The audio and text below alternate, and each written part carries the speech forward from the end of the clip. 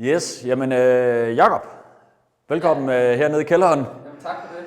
Vi lige om lidt, så går vi jo live endnu en gang. Jeg tror det er 12. gang vi kører den her, 11. gang tror jeg det er, at vi laver online smagning. Altid en pissehyggelig aften, og det bliver det også i aften. Og jeg vil lige blive hernede i kælderen et øjeblik, inden vi går videre.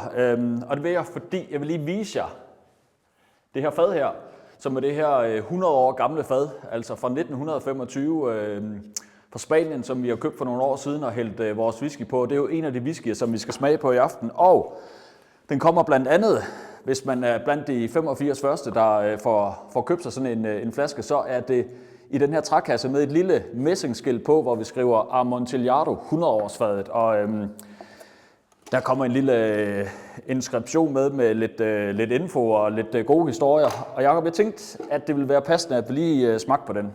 Det lyder lækkert. Yes. Så, kan du bære den? Ja. Eller skal du bruge 2 hænder? Nej, det kan du godt. Det er fint. Jeg skænker også lige til mig selv. Og så skal jeg selvfølgelig sørge for at få den med over på bordet igen, fordi det er sådan set den, vi skal smage på i aften også i smagepanelet, når de indfinder sig. Men den her, det er en whisky, der er 9 år gammel, men som så er lagret på det her 100 år gamle fad, og den ser vi frem til at komme i gang med. Ja, undskyld. Skål. Skål da.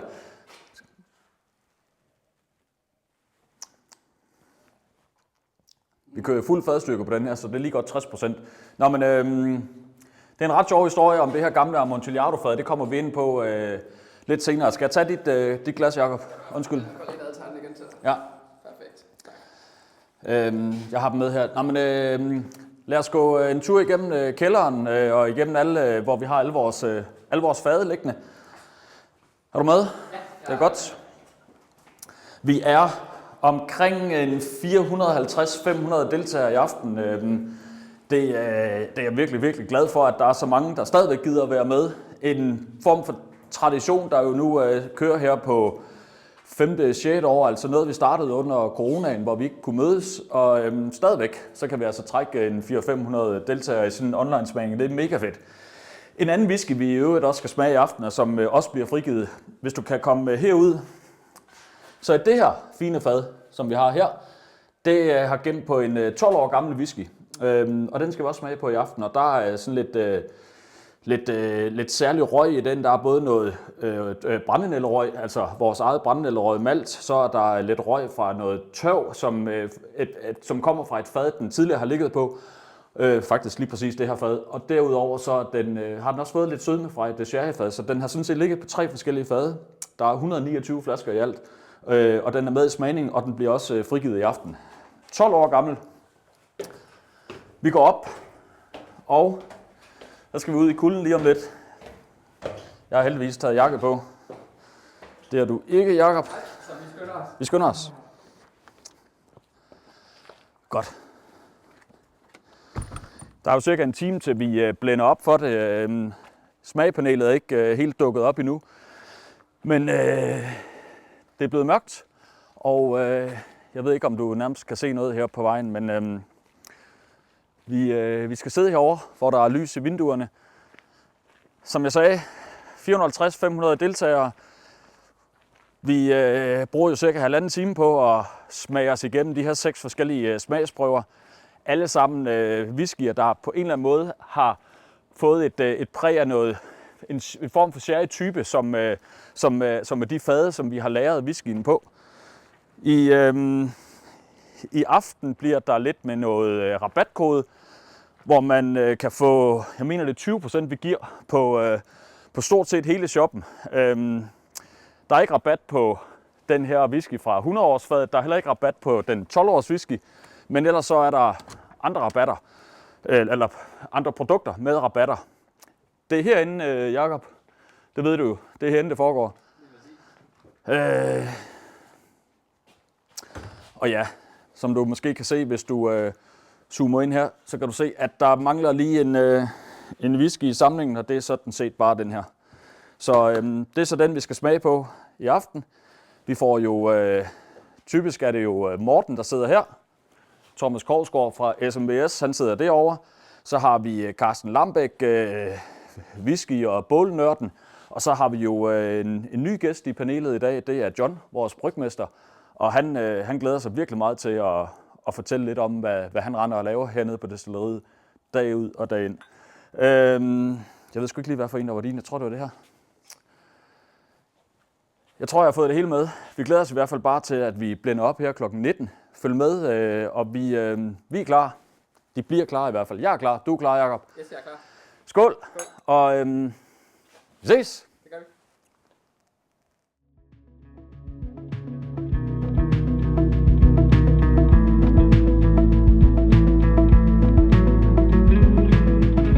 Velkommen til Færø Lochan. Færø Lochan er et familieejet whiskydestilleri. Vi begyndte at producere whisky tilbage i 2009, da Færø Lochans stifter, Jens Erik Jørgensen, besluttede sig for at gøre skotterne kunsten efter.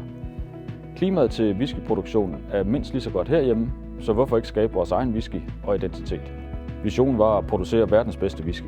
Det skulle foregå i den lille landsby Fare i hjertet af Jylland. Familien efter Jens Erik fortsætter i hans fodspor, og vi arbejder stadig hen imod de samme mål og de samme drømme. Derfor går vi ikke på kompromis med noget som helst. Vi har bygget destilleriet op helt fra bunden. Alt er håndlavet, og vi bruger udelukkende danske råvarer i vores produktion. Det sikrer en høj kvalitet og et lokalt islet. Vores kobberkedler er specialdesignet til os af den ypperste kedelproducent i Skotland, Forsyth. Det giver vores destillat de bedste forudsætninger for kvalitet og smag. Smagen i en Færø Lochan whisky er kraftig og olieret. Som det eneste i verden bruger vi friske brændenælder til at ryge vores malt over. Det gør vores whisky helt unik. Mens whiskyen ligger og modner på fadene gennem mange år, så går vi og nørder lidt på andre spændende smage og produkter. Vi laver blandt andet en masse naturlige snapse og søde likører, samt en hel serie af spændende premium gin. Velkommen til Færø Lochan. God aften og velkommen hjemme i stuerne til Færø Lochans 11. online whisky-smagning. Vi er vildt glade for, at I har lyst til at se med igen. Vi har sendt omkring 500 smagsæt afsted til i aften, hvilket vi er meget, meget begejstrede for, at der er så mange, der har lyst til at smage med igen. Så det er vi jo vildt glade ved. Og som I nok har set og hørt og læst, at vi har jo lavet en lille udskiftning siden sidste gang. Jeg har jo en trofast sidemarker her, Thomas, med igen. Dejligt, du kunne være med. Dejligt meget. Ja, 11. gang. Jeg tænker ikke, vi behøver at præsentere dig igen. Det er ingen grund til. Nej. Jeg tænker, folk de ved nok, hvem du efterhånden er. Men Thomas her, mit navn er Morten. Det er mig, der kommer med alle de faktuelle oplysninger omkring whiskyerne. Og over på den anden kant, der har vi jo, som I nok kan se, lavet en indskiftning. Vi har givet plads til Carsten Lambæk. Du er kommet ind fra bænken af. Løber hurtigt ud på fløjen. Ja. Og helt fra den yderste bænkplads har vi jo fundet plads til John, som får lov at komme med i dag. Og vil I lige præsentere jer selv? Så mange gange har jeg... John er jo debutant. Ja. Skal han ikke have lov at starte? Jamen altså, jeg hedder John, og jeg er brygger, og jeg vil gerne sige, at jeg er jo utrolig taknemmelig og glad for, at jeg må få lov til at være med i gang. Jeg er brygger her på Færø Lochan, og så laver jeg lidt rundvisning og destillerer lidt og tager ud på nogle væsker og laver lidt salg og sådan. Jeg har nogle forskellige kasketter på. Ja, man har mange kasketter, når man er et lille sted som det her. Så det er vi præcis glade det. for, at du har lyst til, John. Tak. Og så har vi Carsten. Ja, Du har været med et par gange før. jeg har været med et par gange før. Og ja, jamen, jeg, som jeg sagde, hurtigt løber nu på fløjen. Løber hovedløs rundt. Du er jo på fløjen. Op og ned ad linjen. Og så har jeg til daglig podcasten Dansk Spiritus. Og ja, så laver jeg en masse med bålmad og spiritus ude i naturen. Og så har jeg en masse med vin og blandt andet også noget af det hele er lavet på sherry at gøre. Ja. Jamen fedt. Og hvis I vil vide mere om Thomas eller John eller Carsten, må I jo skrive i kommentarfeltet. Vi afholder smagningen nu her den næste times tid, og så tager vi opfølgende spørgsmål efter den her time. Hvis der er nogle spørgsmål, der ikke kan vente, så sender vi Thomas på banen og kommer ind og stiller nogle spørgsmål til os. Så jeg håber, I alle sammen I har modtaget et smagesæt med nogle flasker. og et underlag, så I kan se rækkefølgen. Og som I nok har har læst på mail, så har vi jo allerede frigivet dem, vi frigiver i aften. Nummer 1, 2 og 6. Så skynd jer ind på shoppen og handle dem, hvis I ikke allerede har gjort det, ellers så skal vi nok vende retur til det. Og inden vi lige går i gang med at smage, temaet for i aften er jo vores Færølokan whisky, lært på forskellige typer sherry. Og sherry er jo, kan jo være mange ting. Og inden vi lige går i krig med det, så har vi sat dig, Carsten, på en lille lektie. Ja. Om lige at fortælle folk derude i stuerne, hvad er sherry egentlig? Ja, og det gør vi kort, fordi det er jo ikke det kommer til at handle om. Nej. Men jeg har faktisk taget 2 minutter. 2 sherry med, som er hovedkategorien. En fino sherry og en oloroso sherry. Og hvad er sherry? Sherry er en spansk hedvin, som bliver lavet i det, man kalder sherry-trekanten nede i Andalusien, med hovedbyen Jerez de la Frontera. Og det er en hedvin, som altså en vin, som tilsættes spiritus. Og det skal være druesprut, og det skal være 96%. Det tilsætter man, og så har man forskellige lagringsmetoder. Biologisk lagring, hvor det er under gær, og så har man oxidativ lagring, som hvor det hele får ilt. Og den måde lærer man på i et Solera-system, og så kommer der nogle underkategorier af fino og oloroso, som er kategorierne, og dem skal vi smage nogle af i aften. Vi skal blandt andet smage Amontillado, som er en blanding af de 2 kategorier af fino og oloroso. Så har vi Pedro Jiménez. Det er en af druerne, man bruger til at lave sherry med. Dem tørrer man som rosiner, og du hælder op. Og så skal vi have muscatel, og det er blandt andet, hvis der er nogen af jer, der har smagt den kategori af sherry, der hedder cream. Det bliver lavet på muscateldruen, eller muscat, som andre kender den. Sherry må kun laves i det her område, og druerne må kun komme fra den her sherry-trekant, som man kalder det, nede i det sydvestlige hjørne af Spanien, nede ved havnebyen Cadiz. Men spiritusen, man bruger der i, som skal være druesprit, den må komme alle andre steder fra. Så den kommer faktisk ret ofte fra Frankrig. Men det, der er i det, det er jo, at man bruger sherryen, lærer man på fade. Og det er den her måde, man laver det på, det er egentlig det, der giver sherryen sin smag. Sherryen som den her er som udgangspunkt tør, og den er knastør. Og det er fino sherry, hvor den anden, det er tørre druer og oxidativ lagring. Så den får den her tunge farve og bliver mere sød. Og det er det, vi skal prøve igennem i aften. Og hvis der selvfølgelig er nogen, der har lidt flere spørgsmål til sherry, så kan de jo spørge ind. Men nu er det jo ikke en sherry-smagning, vi skal have i aften. Nej, lige præcis. Men det er meget rart lige at få styr på det grundlæggende. Ja, og der får man fadene fra. Ja. Og faden laves som udgangspunkt på spansk eg, men der er også de senere år kommet amerikansk eg ind i sherryverdenen. Yes.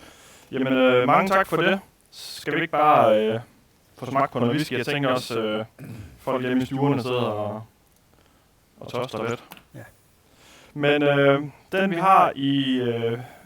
har i flaske nummer 1, er vores nedvandede Amontillado, som er, vi kalder den for Amontillado 1925, batch 1, fordi fadet, som den er lavet på, er 100 år gammel. Det er fyldt 100 år den 12. februar i år. Så, og den har startet sin rejse på First Fill X Bourbon Barrel fra juli 2016 til marts 2021. Og så har han så lavet på Amontillado Vintage Sherry Bot fra marts 2021 til september 2025. Den holder 50% alkohol og er 9 år og 2 måneder gammel. Og den ligger på shoppen lige nu, den her. Så skål. Måske skulle du tale, Morten, lidt om din overvejelse i forhold til det der med at lave en version med noget vand i. Ja, jamen, og det er jo faktisk første gang, vi gør det, så det er jo meget fint spørgsmål. Og Normalvis tager vi jo 6 forskellige whiskyer, men jeg synes, den her den var så interessant at tage i nedvandet version og fuld fadstyrke version. Fordi jeg synes, når... jeg blev faktisk lidt overrasket over, hvor hurtigt modningen er gået i den her, fordi i og med, det er et 500 liters spot, så havde jeg en formodning og en forventning om, at det ville tage en 10-15 år for at opnå en smag, der gjorde, at vi ville frigive den. Men allerede her efter, godt 4 år på den her, der synes jeg faktisk allerede, den har givet så meget smag.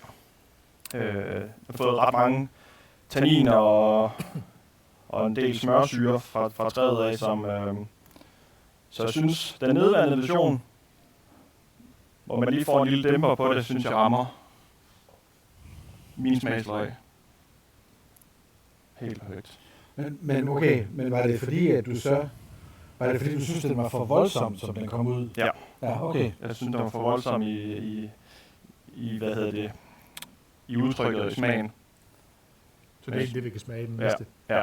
Men jeg synes jo så samtidig med, at jeg ikke skulle snydes for at smage, hvordan den har smagt i fuld styrke. Mm. Så derfor har vi lavet 2 versioner. Så hvis I synes, det er noget nedvandet, Det er det ikke. så kan man vente til 2'eren, og så kan man nå at skaffe en flaske af den også.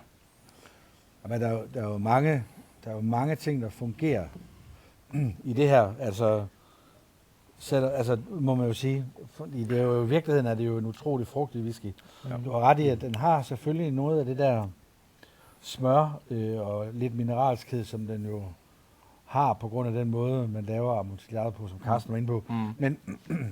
Men der er meget frugt, og jeg er faktisk lige noteret, jeg også synes, jeg kan finde sådan nogle grønne æbler, som sådan, om sommeren står og snitter sådan nogle helt friske grønne æbler, faktisk sådan meget frugtig whisky, altså det er meget behageligt, det smager rigtig godt. Ja. Det er jo meget sjovt, for det er jo også en af de noter, man får i sherry i amontillado, det er det her æble. Det er så faktisk tit sådan lavrede æbler, okay.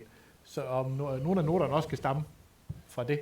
Ja, det er jo født i det fad, måske, kan man sige. Og så det dufter lidt, ja.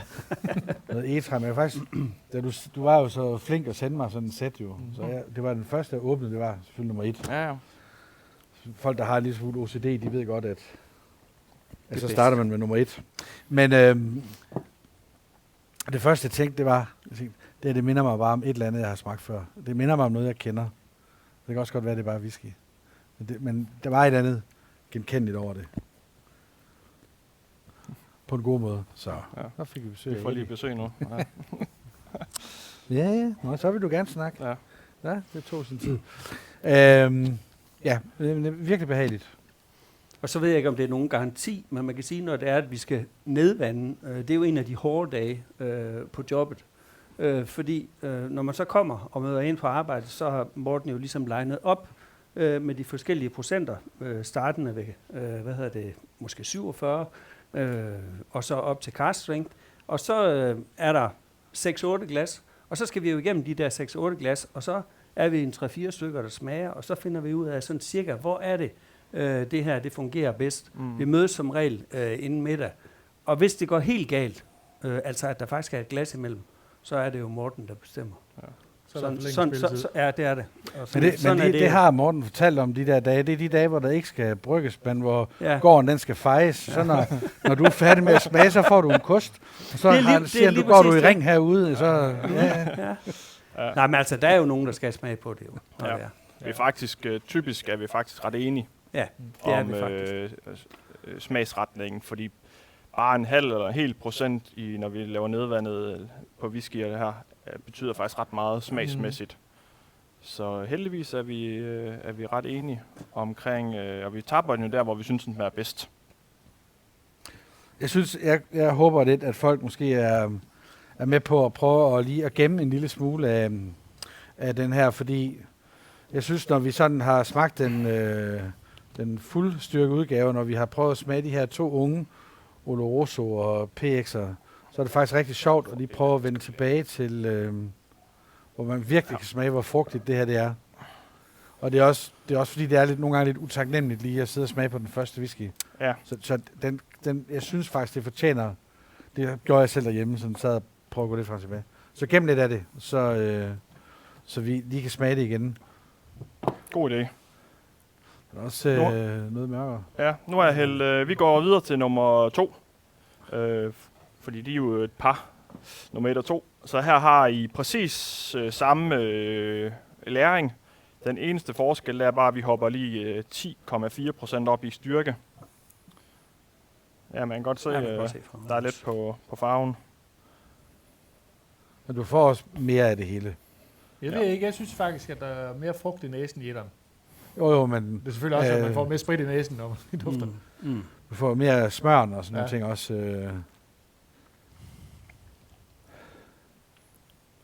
Jeg kan godt forstå, hvad du synes med det. Altså, det smager jo godt, men det er også meget potent.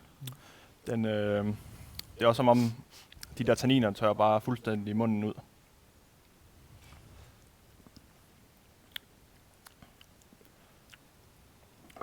Jeg havde jo også fået så et lille snydesæt med hjem. Ja. Og jeg har faktisk noteret, at jeg prøver altid at komme vand i dem alle sammen. Så jeg synes, at den her den bliver meget, meget salt, bare 2 dråber. Og det er jo saltnoterne, der kommer fra. Men det kunne man jo selv lige prøve. Ja. Og det er jo sjovt, for det er der jo ikke, at når man så vander den lidt længere ned, så er der jo ikke de her saltnoter. Nej, der sker ret meget af de forskellige smage, der kommer frem på de der 10 mellemliggende procenter. Ja. Og det er egentlig, den er faktisk meget lakridsal i forhold til i den fulde version i forhold til frugten, når den har fået noget vand. Ja, det er 2 meget forskellige whiskyer. Ja. Ja, det er jo det, der er sjovt, fordi det er som sådan den samme whisky, den er jo bare vandet ned den ene. Jeg tror lige for varmen af de her whiskyer her. Nej, det var da bare fordi, du gerne ville vise din nye juleskjort. Det er jo en julesmagning. Så Jeg savner din juletrøje. ja, men den kører vi hver andet år. Så i år blev det lige juleskjorten. Skal vi jo ikke glemme julehyggen.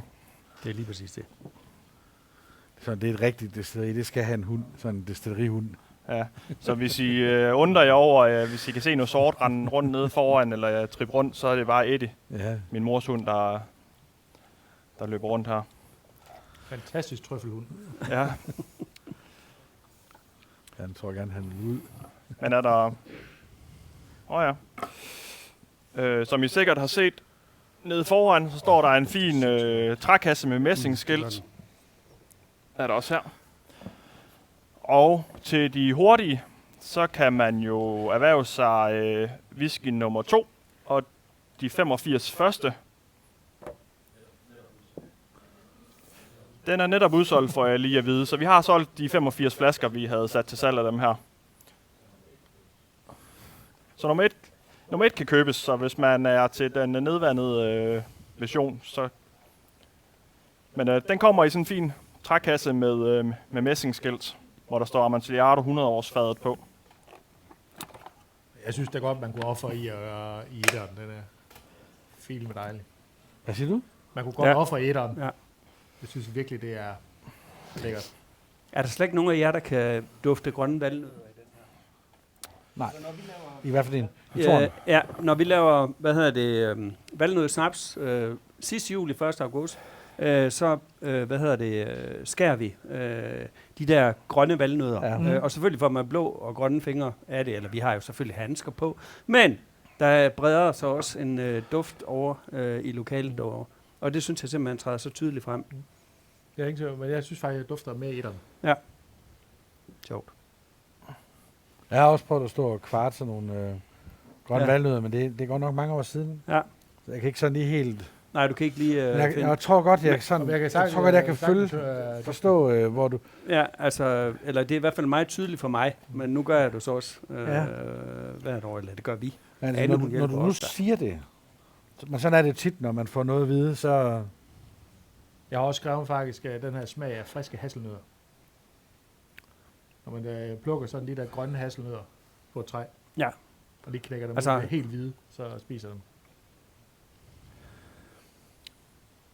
Ja, nu kan jeg ikke lade være med at tænke på de valnødder. Det er meget sjovt egentlig. Ja, det er Men lidt igen, sådan, så er det også en del af Amontillado. Men det er også fordi, de er sådan et... Og det kommer så til at lyde lidt dårligt, og det er sådan faktisk sådan... Men de har er sådan en lidt bitterness. beske. Ja, det er lige præcis. Der er en bitterness, sådan, Ja. men ikke dårligt på den måde. Nej, men det er, ikke, det er aldrig, Nej, det er der det er aldrig det er der dårligt helt at sikkert, sige, altså. hvordan ting er. Fordi, Ja.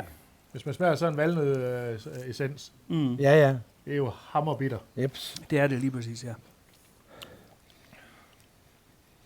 Men jeg synes for mig, at det især den der smørsyre, som er sådan, den der fedme, som sådan, den er meget gennemtrængende i fadstyrkeversionen, og det kender jeg altså nogle mennesker, som er, de er ret vilde med. De kan virkelig godt lide det der. Det der smeltede smør. Ja. Og den synes jeg, at du får reduceret meget på i den, du har puttet vand i, Morten. Ja. Der er det nogle andre ting, der får lov at shine. Ja. Det er faktisk meget spændende. Men det virker til, at folk kan lide det, for den er jo tilsyneladende udsolgt. Ja. Jamen skal vi så ikke bare... hvis I nu gemmer lidt i glasene, så vi kan hoppe tilbage, så tænker jeg, at Der kan vi heldigvis klare, hvis det skulle være. vi kører videre nummer 3. Det kan vi godt. Vi kan lige klare det nu. Ja. Ja. Jo.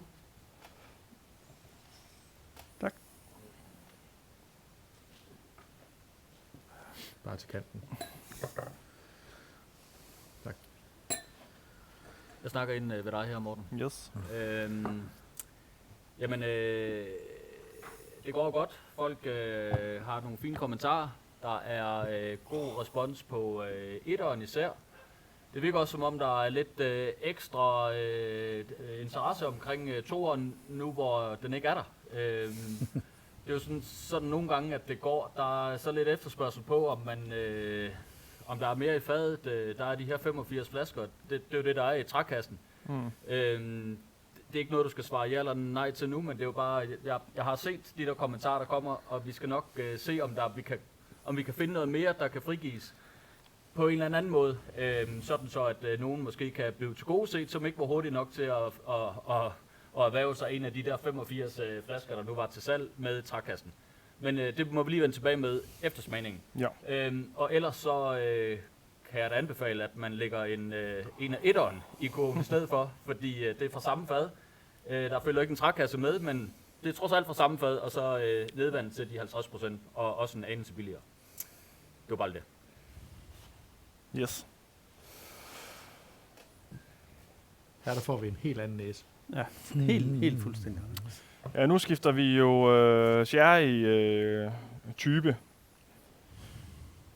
Det var jo sådan, så dengang vi tilbage i, jeg tror det var 5. marts 2021, afholdt vores 3. online smagning, hvor vi var lige knap 1000 deltagere til den smagning. Der valgte vi simpelthen at investere i en masse sherryfad efter den smagning der. Blandt andet Amontillado-fadet, som 1'eren og 2'eren har ligget på, men også sherryfadene, som 3'eren og 4'eren har ligget på. Så der fyldte vi en lastbil med sherryfad og fik leveret dengang i 2021. Så I kan også se, det er jo ikke så gammelt, det næste vi skal til. Det er nummer 3'eren her har lagret på et Oloroso Sherry Hogshead. Vi er stadigvæk uden røg.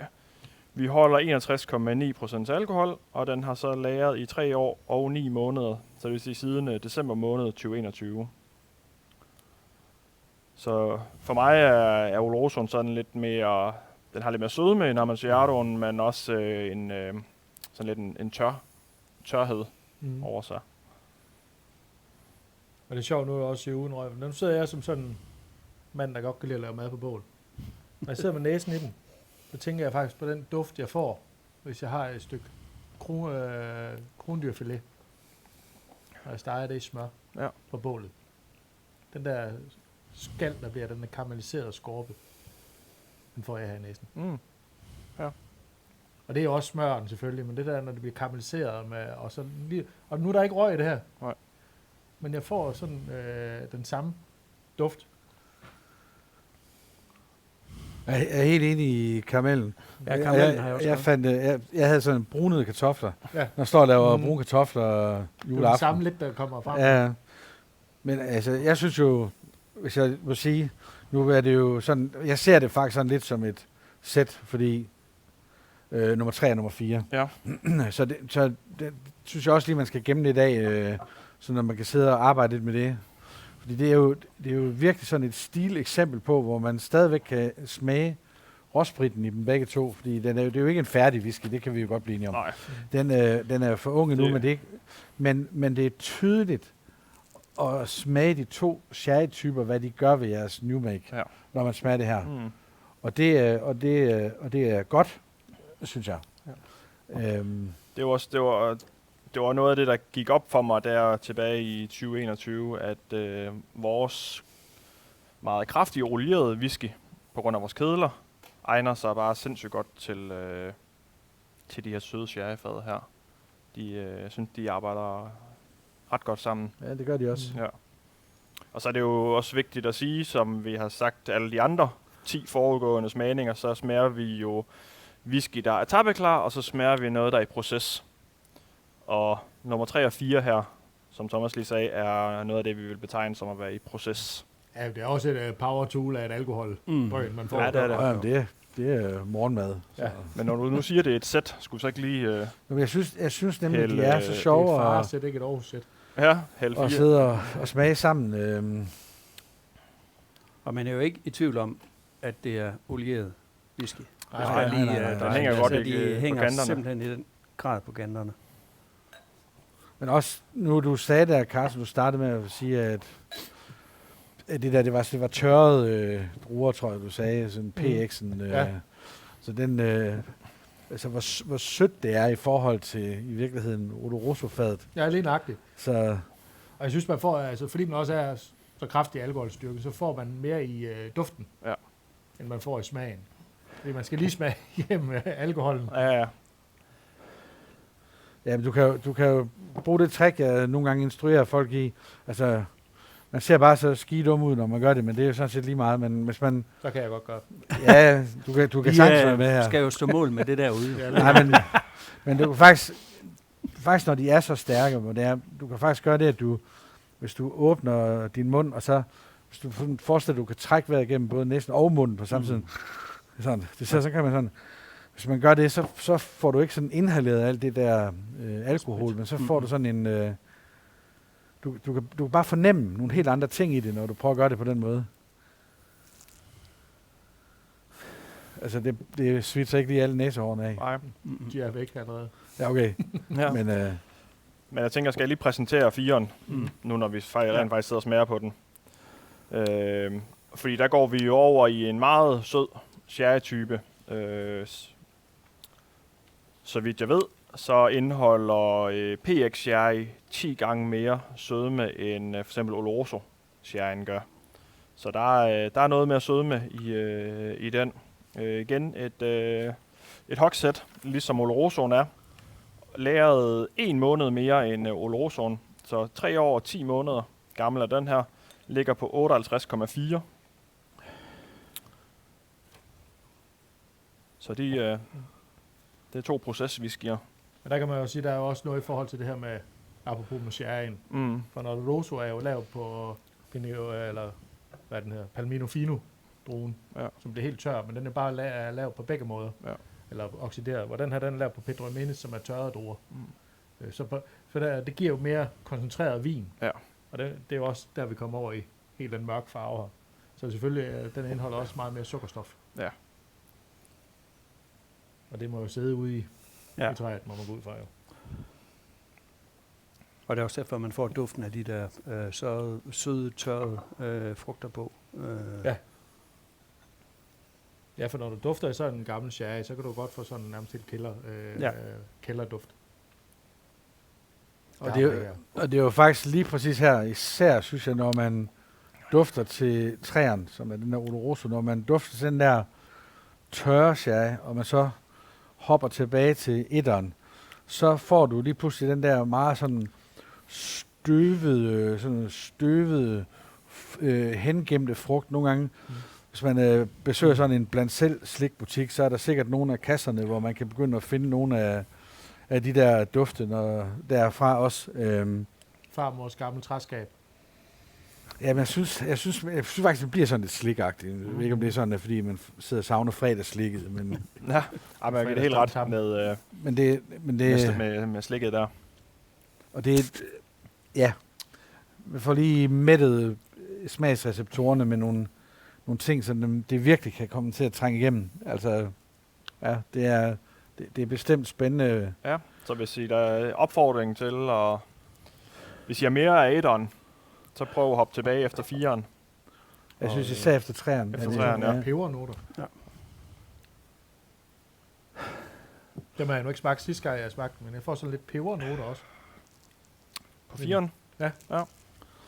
Den er faktisk også lidt tør hos mig, men det er ikke sådan på samme måde tør som Olorosoen. Men Morten, jeg kunne tænke mig at spørge, når du nu har sådan nogle, nu sidder du med sådan 2 dejlige whiskyer her, Ja. som er knap 4 år gamle. Sådan en fyr som dig, hvad gør du der sådan af tanker, når du render rundt og leger med sådan nogle ting? Går du sådan og tænker, det her, det kunne godt være, det skulle være sådan en enkeltfast aftapning, eller går du og tænker på, hvad sker der, hvis jeg blander de her 2, eller i forhold til dine sæsonaftapninger og sådan nogle ting? Hvad er det for nogle ting, der går igennem hovedet af dig, når du sådan går rundt og leger med det her og tager prøver af det?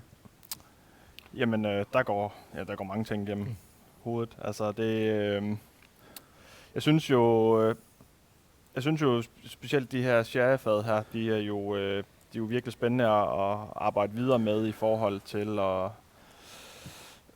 at lave de der, ja, som du selv sagde, vi laver sæsonerne, hvor vi smider sådan et fad i, fordi den er så kraftfuld, at den kan arbejde sammen med et par bourbonfade og lave sådan en, give en masse sødme til det, men også så vil jeg så også sige, at der er nogle af dem, de når at blive så kraftigt sherrypræget, at jeg tror også, vi snakker om det for nogle smagninger tilbage, og evakuere dem ud på nogle bourbonfade, så de kan få lov at få mere alder, men også modne videre.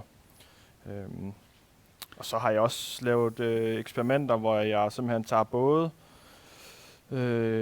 et Oloroso-fad og et sherryfad, blander sammen over på et andet type fad. Ja. Hvor jeg laver... Men at når du laver sæson, er det den normale fordeling? Er det sådan et sherryfad og 2 bourbonfade? Eller? Ja.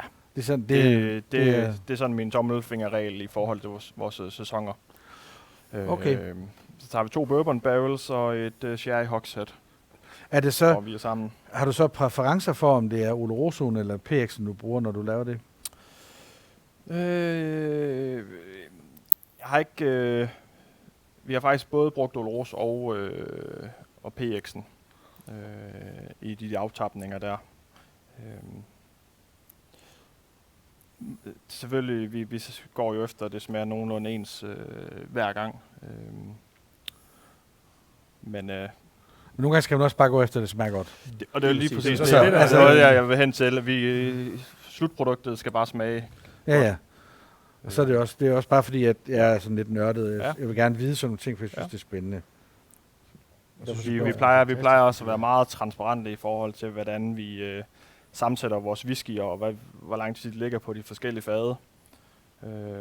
Så det tænker jeg også, I vil kunne se, hvis I kigger ind på shoppen, at der står ret meget omkring, hvilke typer fade, og hvor lang tid det har ligget på de forskellige fade, for det vil vi gerne være åbne omkring og fortælle. Ja. Du kunne bedst lide, eller du var meget, jeg ved ikke, om du bedst kunne lide, du snakker meget om træerne der, når det sådan ja, altså jeg synes, næsen er helt fantastisk på den. Altså nødder og karamel, måske toffee også, altså den er virkelig tydelig. Det har også været toffee. Ja. Meget, meget tydeligt. Ja, det er det. Ja, og den er virkelig sød, altså Ja. PX'eren. Altså, det er virkelig en juledram. Ja. Egentlig. Jo. Jamen, det er også en julevisk. Ja, lige der. Det er da det, der. Episode jo. Ja.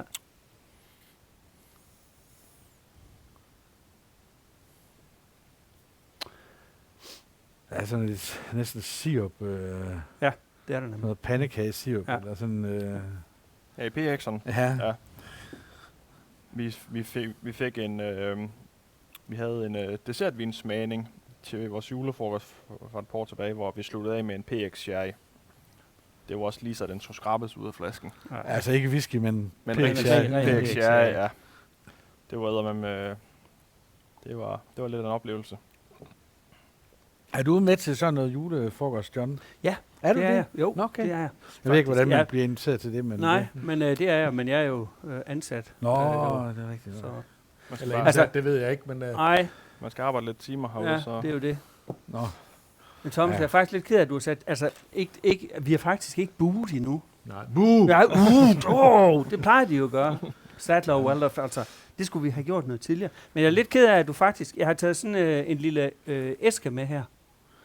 Og det er fordi, jeg tænkte, at hvis jeg nu ligesom kunne være garant for, at der også kom en lille smule faglig i forhold til brygningen, sådan, når I nu snakker, så har jeg taget en æske med. Og den vil jeg sådan set gerne lige vise jer her. Vores æske, så den bliver arbejdet. Nej, det er faktisk ikke. Det er det ikke. Vælter det ud af skabet. Det her, det er simpelthen shuttleboxen. Og hvis I ikke ved, hvad det er, så er det jo den, jeg bruger hver eneste gang, at jeg starter over i kværnrummet, når jeg er kværnet. Så var jeg 100 gram af gristen. Det der kværnede malt. Og så putter jeg det oven i den her. Og så tager jeg og sætter låg på, og så ryster jeg. Og så går jeg lige sådan en tur rundt om reolsystemet i midten, fordi det skal den samme tid, der skal rystes hver gang. Og så kan jeg skille den ad bagefter, og så kan jeg måle, hvor mange gram er der faktisk af det grove, af middel og af det fine. Og det er jo fordi, at jeg ved, når jeg kommer over i mit mæskekar med mit bryg, så skal jeg helst have en fordeling. Vil jeg helst have en fordeling, der hedder 20-70-10. Det vil sige 20%, hvor det er, at det sådan er meget groft, hvor kernerne de bare lige er flækket nærmest. 70%, hvor det sådan er rumelsagtigt, det der er middel. Og så 10%, hvor det er, at det er Rigtig helt fint. Så får jeg det bedste sukkerudtræk. Og så er der også nogle tekniske forklaringer på det, fordi at hvis det er for groft, så render urten simpelthen for hurtigt igennem. Hvis det bliver for fint, så stopper min bundside, og så kan jeg simpelthen ikke få det til at køre. Det er fuldstændig ligesom, når man laver kaffe derhjemme. På Det er lige præcis det, der er. Og så har jeg jo vores fancy whiskykværn derovre, og hvis jeg kan se, at det der det er for groft, jamen, så får det lige en justering på det røde hjul derovre, og så kører bussen igen. Det er jo fedt egentlig, så er det et simpelt system. Ja, det er faktisk rigtig, rigtig simpelt og meget fint. Rysteboks. Det er lige præcis det, jeg vil fortælle, fordi at, nu er det jo shuttleboxen. Jeg bestilte den, dengang jeg startede her. Og man kan sige, at Henry han har jo lagt ryg til flere af de whiskyer her, hvor jeg slet ikke har været ind over. Og da jeg købte den her, han er ikke sådan som mig til de der engelske udtryk, altså sådan website og hvad det er for noget. Og sådan. Men da jeg så kom og sagde, har du set shuttleboxen, der var væk en dag? Hvad mener du? Jo, shuttleboxen. Nå, rystboks, den står omme på reolen. Så rystboks. Ja. Det var en af de fede historier. Ja. Faktisk. Den er fin. Meget simpelt værktøj. Ja. Så vi kan få den korrekte fordeling på kornet. Ja, nogle gange så behøver det ikke at være så indviklet. Nej, så indviklet. det er sgu ikke. Nej. Praktiske Det er virkelig keep it værktøjer, simple. der fungerer. Ja. Ja. Ja, hvordan er det gamle udtryk af, at det er ikke svært at lave whisky, det er bare svært at lave noget, der smager godt. Det er rigtigt. Ja, skal vi æbne sig med tålmodighed? Ja. Men smag er jo altid... Altså jeg plejer at sige, man kan ikke rigtig diskutere kvalitet, fordi enten så har noget en god kvalitet, eller også så har det ikke, men smag er jo noget, som vi kan diskutere og ikke nødvendigvis nogensinde blive enige om. Ja. Altså, der er jo mange ting, jeg kan simpelthen ikke, jeg kan ikke synge rosenkål. Altså, jeg kan simpelthen ikke spise det, for jeg kan bare ikke lide det. Og jeg synes ikke, jeg er sådan et kræsen menneske. Og så var jeg så sent som i onsdags, var jeg sammen med nogle mennesker, der sagde, det er det bedste, jeg ved. Jeg synes simpelthen, det er noget af det bedste, jeg ved. Og jeg forstår det bare ikke. Prøv at komme dem direkte i bål. Så Jamen, det er fuldstændig ligeglad med, hvad du gør ved dem. Du kan putte dem op i et æren. Jeg kommer ikke til at spise det. Altså, den har jeg faktisk ikke tænkt. Det kan godt være, at jeg faktisk skulle prøve det. Men det er... Men sådan er det bare. Ja. Og vi kan altid diskutere smag. Så når du siger, at nogen laver god whisky, hvad er det, der definerer noget whisky, det er god? Er det bare fordi, du godt kan lide det? Eller skal man til at begynde til at måle på kvaliteten? Fordi jeg er sikker på, at jeg kan finde noget på alle destillerier i hele verden, jeg godt kan lide. Et eller andet. Bare finde et eller andet derude, jeg garanterer godt kan lide.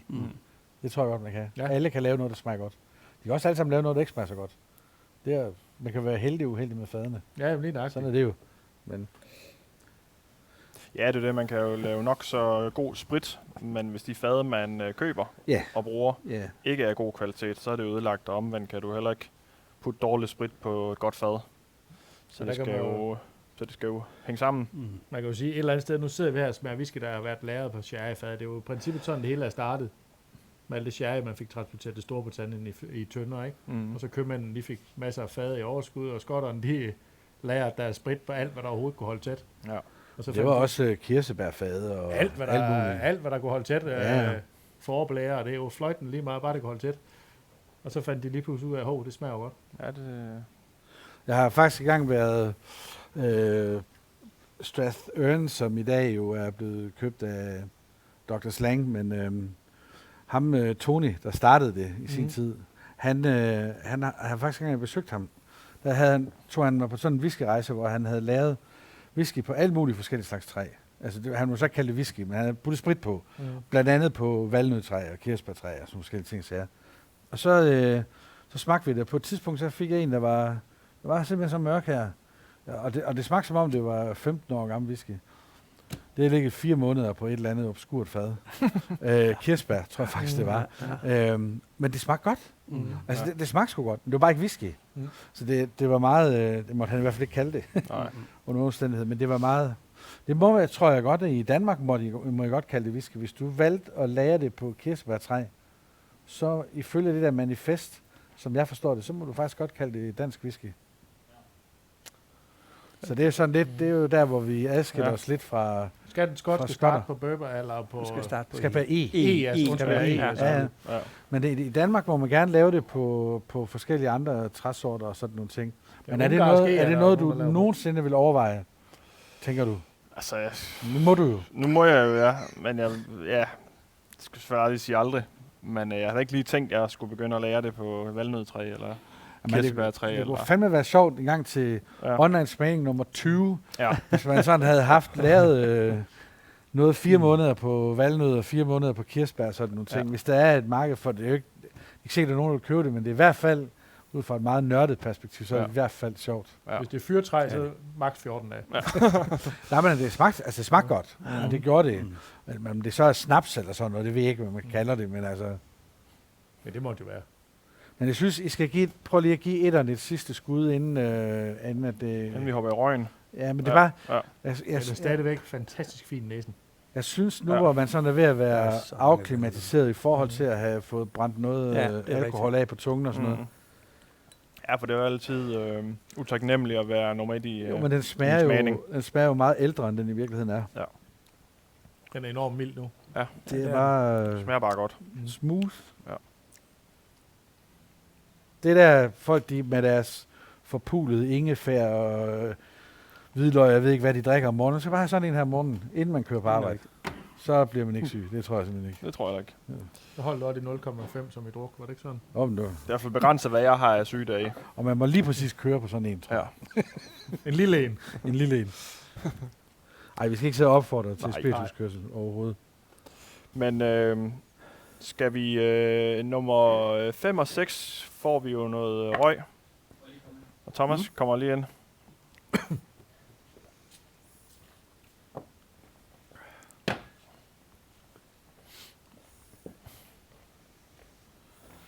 Jeg vil bare lige komme kort ind. Der er et spørgsmål, som jeg lige hurtigt stiller, og så har jeg bare nogle kommentarer.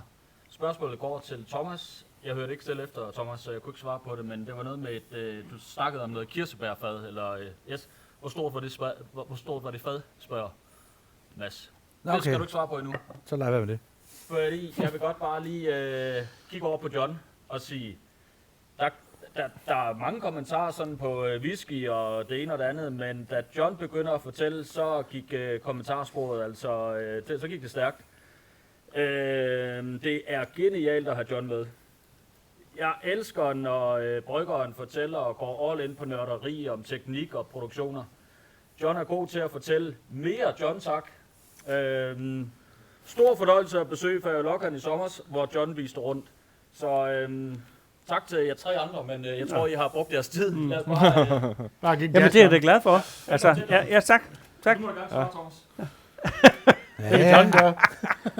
Så vil jeg se, om jeg vil det. Ja.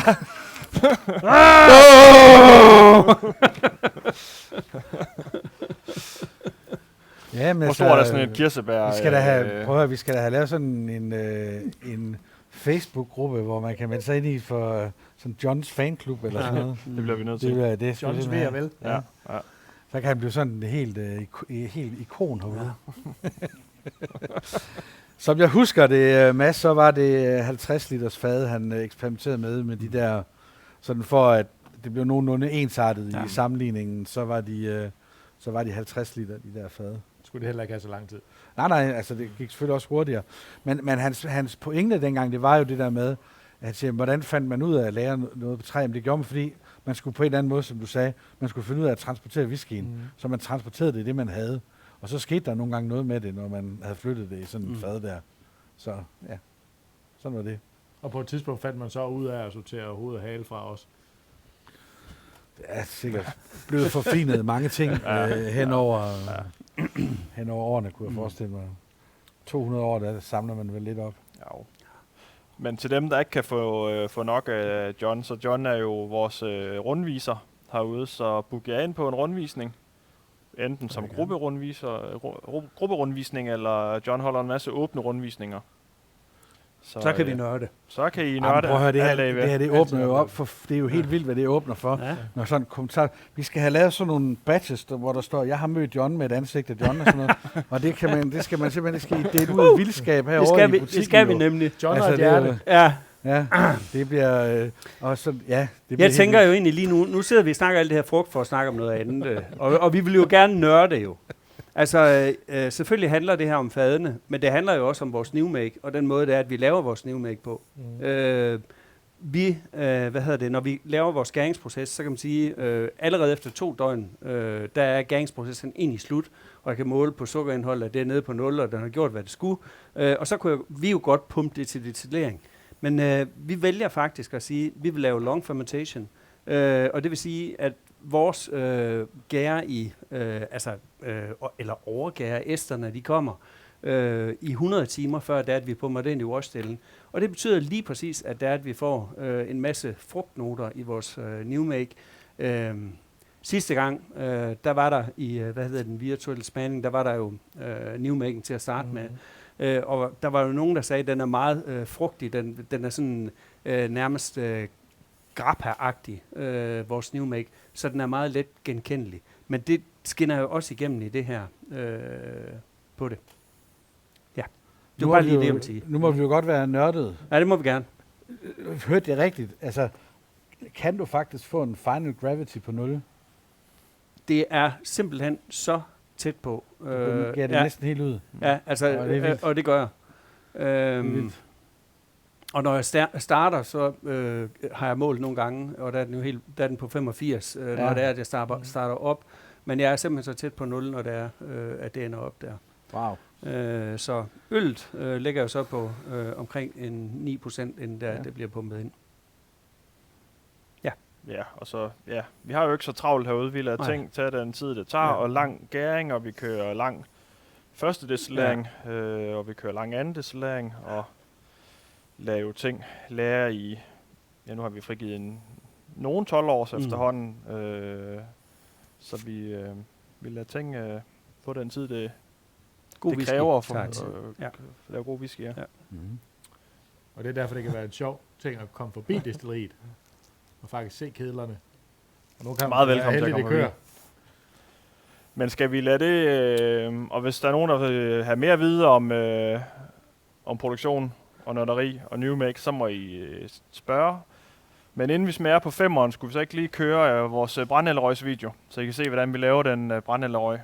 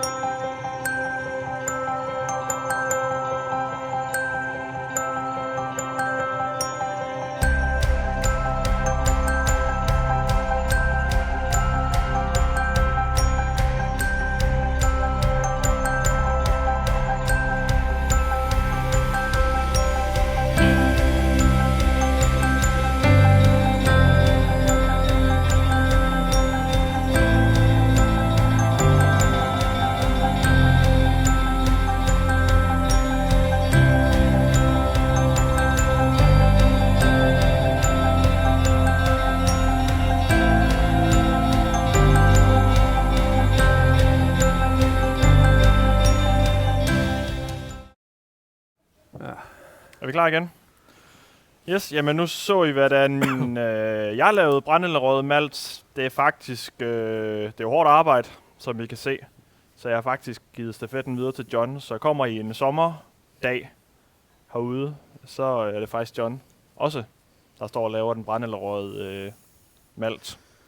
Og det er jo lavet på, vi har en aktionær i destilleriet, som selv har marker, så vi får faktisk noget byg fra ham af, som vi så selv spiger og røger med friske brændenælder.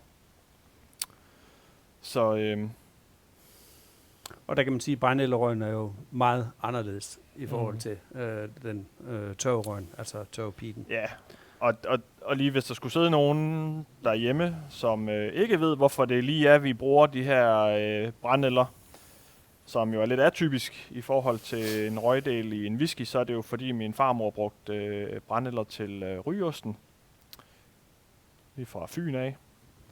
Og der bruger man brændenælder til rygeost. Og da min far startede destilleriet tilbage i 2009, så ville han lave noget unikt og anderledes. Normalvis bruger man jo tørv. Så han valgte simpelthen at bruge brændenælder til røgdelen på vores unikke whiskyer med røg. Den er knap så kraftig som en traditionel tørvebasker, men den giver sådan lidt en let, delikat, frugtig røgsmag. Ja. Og den whisky, I skal smage nu, har startet sin rejse på et First Fill Bourbon Barrel, lagret fra august 2016 til maj 2019. Og der kom den så over på et First Fill Muscatel Sherry Hogshead og har lavet frem til, jeg tappede af til den online smagning her i september 2025. Ligger på 60,7% alkohol. Og ja, det giver så 9 år og 1 måned. Så skål. Skål. Skål. Jeg ved ikke rigtigt, hvad det er, Morten, men jeg har jo snakket med dig om det her før, men det er sådan, det er ligesom om jeg har sådan en erfaring med, at der er nogle destillerier, hvor så passer deres new make godt til nogle bestemte ting, og der er et eller andet, men det er ligesom om, at den råsprit, de laver herude, den der meget sirlige, fine, grønne note, som jeg synes, der også er i det. Hver gang jeg har smagt noget, hvor du kombinerer det med muscatelfad, og det er så, om det er med eller uden jeres signaturrøg, så passer det simpelthen bare så godt sammen. Altså det er lidt ligesom, man har den der fornemmelse, hvor man, når man sådan er ude, og så finder man lige den sko, der, hvor det lige sådan glider i, og så den sidder der bare med det samme. Og det er altså... I kan meget, men det her, det kan I virkelig. Ja. Altså det er Jamen, jeg kan faktisk også... jeg kan huske, da vi snakkede om det, jeg tror, det var der... Er der stadig lyd igennem? Jeg kan faktisk huske, da vi snakkede sammen for et... det har nok været lidt over et halvt år siden, da vi snakkede om den næste online-smagning, hvor jeg fortalte dig, at min plan var at køre det her sherry-lavet tema. Og så sagde du også, skulle love dig at finde et muscatelfad Det kan jeg så ikke huske, jeg sagde, men... til smagningen. Så det... Men det er også, altså der er så mange lag i det her. Altså jeg sad med den der 5 centiliters flaske monteret i det ene næsebor under et helt afsnit af Masterchef Jul, bare fordi, at det duftede simpelthen så godt. Og jeg kunne finde både toastet brød og især, når man sådan sidder og dufter til det, så de der gule lakridspiber, altså salmiak-lakridspiberne, der er sådan en tydelig note af det. Og det er faktisk lidt sjovt, Thomas, for det var nemlig den samme, jeg sad og fik, da jeg sad derhjemme. Så derfor har jeg taget lakridspiber med. Er det rigtigt? Jeg tænkte, vi skulle ryge. Nu er Jørgen jo gået på pension i Nakkerhed, så nu må vi ryge på tv, så jeg tager faktisk salmiak. Det er godt tænkt, Carsten. Og hvis der skulle være nogen, der ikke er til det hårde tobak, så har jeg også den originale med. Ja. Så jeg ved ikke, om vi skal sende tobakken rundt. Lad os sende tobakken rundt. Det gjorde man ofte med min gamle mormor. Ja. Men det er, altså det smager bare pis godt. Der er ikke så meget at sige til det. Så skal vi da smage. Skulle man da lige tage en af hver. Nå, jamen når nu vi er ved at få sendt noget rundt, så vil jeg da godt lige byde på en lille bajser. Også Hey. de herrer. Men så om I vil åbne den nu, eller om I vil åbne den efter smagningen. Det kan være, en af jer, Morten eller John, kan give en lille introduktion på den. Og jeg... Så vil jeg meget gerne smage på den. Selvfølgelig. Smag. Jeg håber, at den er på shoppen. Vi har i hvert fald lige fået en ny sending hjem i dag, fordi den første sending var udsolgt. Og mens jeg lige har taget lidt taletid, vil jeg bare lige sige, at den næste whisky, vi skal smage på her, den nummer 6, det var den her 12-års whisky. Jeg kan se, at den allerede begynder at tikke lidt dernede inde på shoppen, så hvis jeg rigtig gerne vil have en af den næste, som vi jo ikke har smagt på endnu, så vær lidt hurtige på tasterne, fordi ellers så står vi jo så i situationen, hvor der er nogen, der kommer for sent. Igen. Den kan jeg i hvert fald ikke trylle flere fremad. Nej. Skål! Skål! Jamen, vil du have æren af at fortælle om den her? Det er jo dig, der har lavet røgmalten dertil. Altså man kan sige, jeg brændelle ryger malten om sommeren, og her i sommer, der ringede Thomas til mig, så sagde han havde været i kontakt med Gammaøl, og de ville gerne købe noget af vores røgmalt. Og jeg sagde, Thomas, altså vi har simpelthen ikke ret meget af det der. Det tager en hel uge at lave sådan en batch der. Det er 1.500 kilo for ud af det. Og det er jo fordi, at det er jo hele processen, det er spiringsprocessen, og det er røgning i 2 dage, hvor jeg ikke må komme ind og drikke min kaffe, og hver eneste gang, jeg kommer i nærheden af shoppen deroppe, så går røgalarmen i gang, og så bliver jeg forvist udenfor, også selvom det regner. Men sådan er det jo nogle gange at være ham, som det er, der ryger med brændenælderne. Røger. Selvom det er, at det er dig, der er på videoen. Men Thomas han sagde så, hvad skal jeg så gøre? Jeg sagde, det ved jeg simpelthen ikke. Og så sagde Thomas, jeg sætter bare en pris, der er så høj, så køber de det ikke. Altså vi bliver nødt til at skulle svare, at det tager en hel time. Næste morgen, der ringede han igen, og sagde han, de købte det sgu alligevel. Så man kan sige, det var egentlig indgangen til det. Og øllen blev produceret. Og den er så lavet med 50 kilo af vores røgmalt. Og der er 650 kilo malt, der er brugt, så man kan sige, en 13. del har vi bidraget med her. Jeg vil bare sige, gå ind og købe en kasse med det samme. Den er god. Det er sådan lidt juleølsagtigt. Ja, den er virkelig god. Rauchbier. Ja. Og det er det første, jeg får, når jeg lige stikker næsen i, det er, når man går direkte ind i en kostal. Og det var ikke negativt, John. Okay.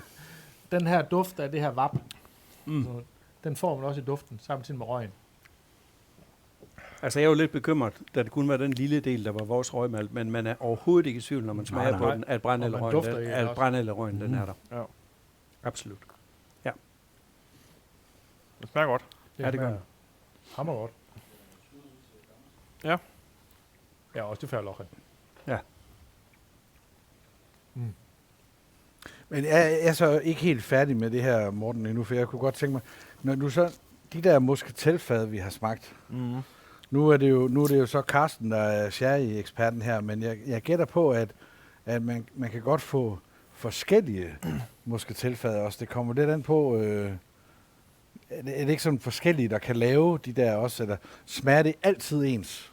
Altså muscatelfaden bliver altid lavet på muscateldruen. Ja jo, men... Og den er jo meget sød, og den bliver tørret. Men ligesom at vinhusene i Frankrig, kan det ikke smage lidt forskelligt, de der... Jo, det kan de også efter, hvad område det kommer fra. Ja. Fordi hvis det kommer ud fra San Luca, ude omkring Yes. Cadiz, så får det meget både for Afrika og for Atlanterhavet. Og så smager det sådan lidt af salt. Og Yes. Så mit havnord. spørgsmål, det er det samme sted, du altid får dem fra, dem her? Nej. Nej, så det er forskellige. Det er det, ja. Så det kan jo så De svinge første, ja. Og det...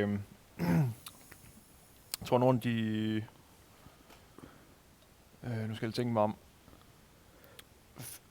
Frem til 2019 købte jeg jo samtlige af mine whiskytønder i Skotland. Spacer Cooperage. Mm. Efter 2019, der er jeg begyndt at købe fad i Spanien og i Frankrig. Så jeg formoder, de har forskellige vinhuse, de samarbejder med og køber og sælger videre.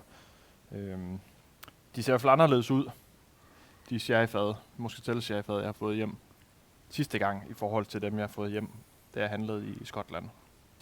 Jeg synes bare, vi skal have sådan en muscatelsmagning, som 6 forskellige. Men er der så forskel på, det kan godt være, det bliver lidt Morten, ensidigt. når du får dem hjem fra...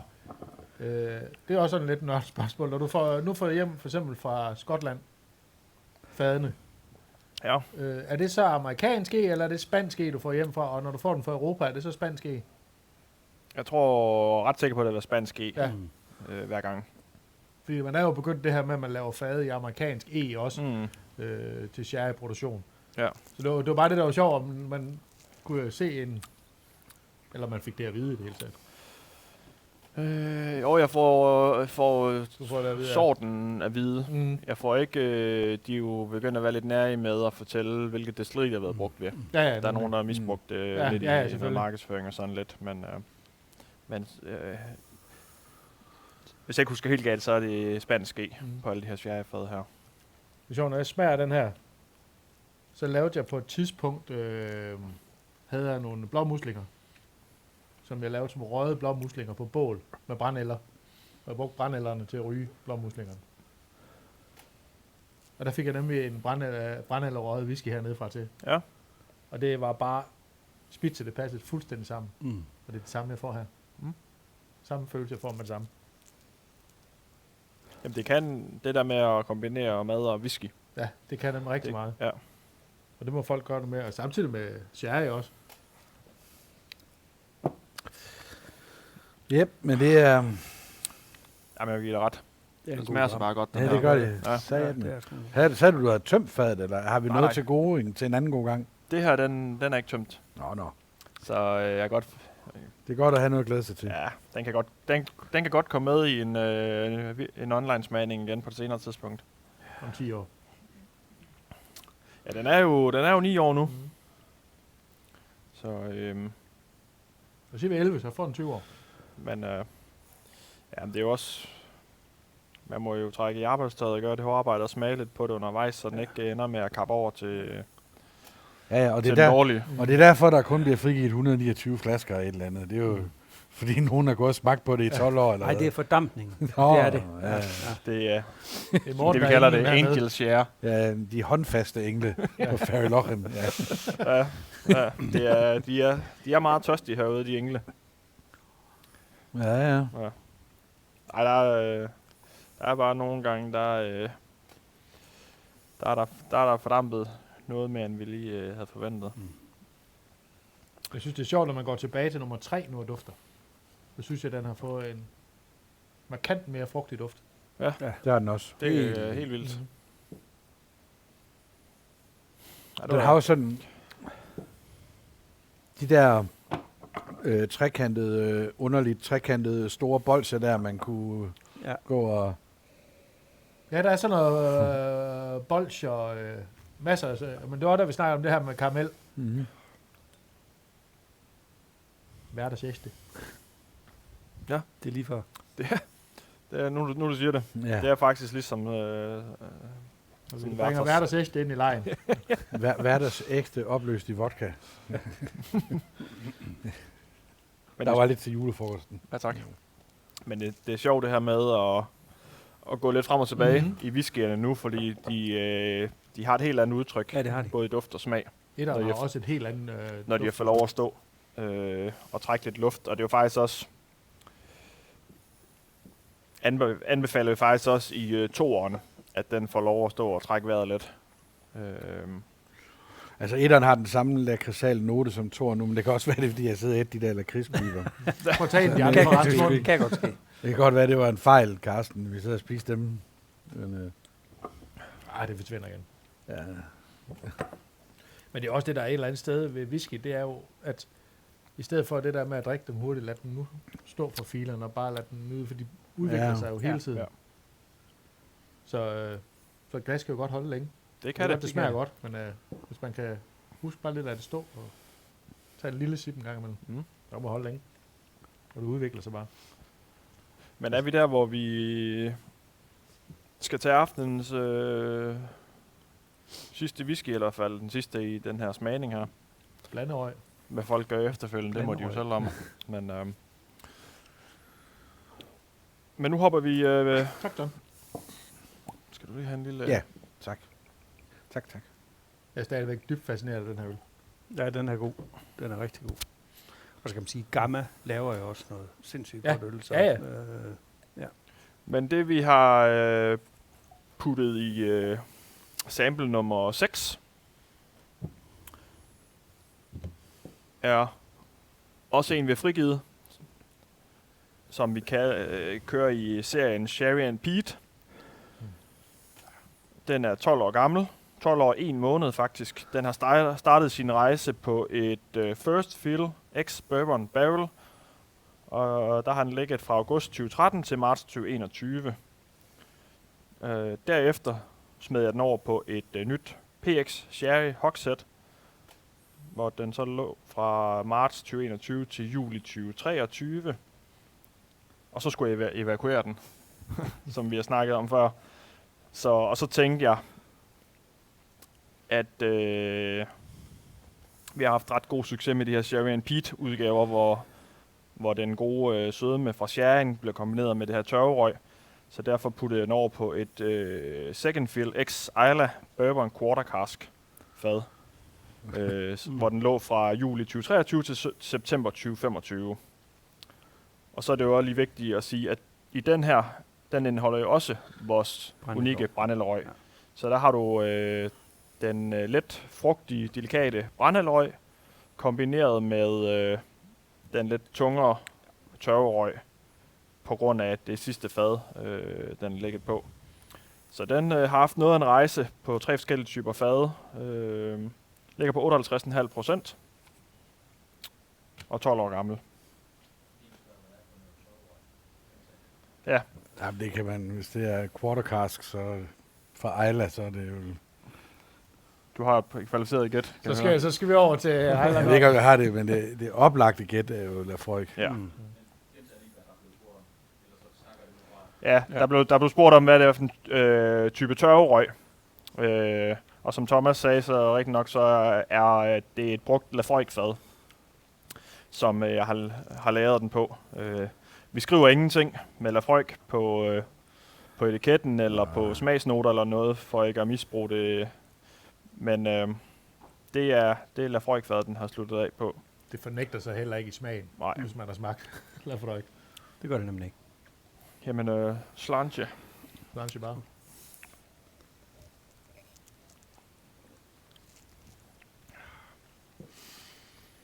Det var sjovt, det lige inden vi startede, der fortalte Carsten, du sagde der med, at du synes måske det kunne være svært at skille tørrøjen og brændenælderøjen, hvor ligesom siger, det her kunne det jo så til måske en anden gang til et andet tema engang. Det kunne faktisk være lidt sjovt, hvis man kunne have, det ved jeg så ikke, om du har noget whisky, der gør, men hvis man nu havde smagt en tilsvarende whisky, uden brændenælderøg, men som havde været på bourbon, og så på sherry, og så på et quarter cask. Fordi så vil man jo kunne se, hvad er det så? Hvad giver brændenælder? Altså hvis man så begynder at skille komponenterne, hvad er det så, den giver dig til i forhold til det andet? Men hvis man kender brændenælderøjen, så kan man sige, på næsen, der er man ikke i tvivl om, at det er brændenælderøjen, der er rigtigt, ja. Men du kan virkelig godt lide sådan rende og smide rundt det kan jeg med godt lide. whiskyen sådan fra det ene fad til det andet. Jamen, jeg vil også sige, det er nok noget af det, jeg elsker allermest ved det her hårde arbejde her. Det er at tage indholdet af forskellige fader og pumpe det videre på nye fader. Og lege lidt med smagene den vej igennem. Jamen, jeg synes, det er meget fedt, fordi det er faktisk en ting, jeg tit er sådan udsat for sådan i mit daglige virke der. Det er jo det der med, når vi gør sådan nogle ting, så folk, de siger sådan, de er tit sådan, hvorfor gør I det her? Så der prøver man at skjule noget i forhold til noget andet. Så nej, men nogle gange så er det bare for at skabe nogle flere lag i whiskyen og sådan nogle ting. Og det er jo egentlig det, du gør her. Du har sådan en klump ler, og så begynder du sådan at forme nogle forskellige lag i det, indtil du har lavet den lavkage, du synes, der nu smager godt. Ja. Det kan jeg egentlig godt lide. En lille askebær op hver Det er gang. Man kan rigtigt, godt ja. lave til en figur. Jo, men... Ja. Jamen, det er rigtigt, fordi jeg har også hørt det der med, at hver gang man lægger noget på et sødt sherryfad, så er det for at skjule nogle noter fra måske noget dårligere noget. Men ja, som du siger, det er jo bare for at lægge lag på whiskyen. Ja. Af de 12 år, den her, der er det jo kun de 2 af årene, den har været på PX-fadet, hvis jeg har hørt ordentligt efter, sådan cirka. Ja, godt 2 år, ja. Så den er jo i virkeligheden, den har jo bare givet et lag til whiskyen, men det er jo nogle andre ting, der ligesom har givet den dybden og sådan nogle ting, så... Ja.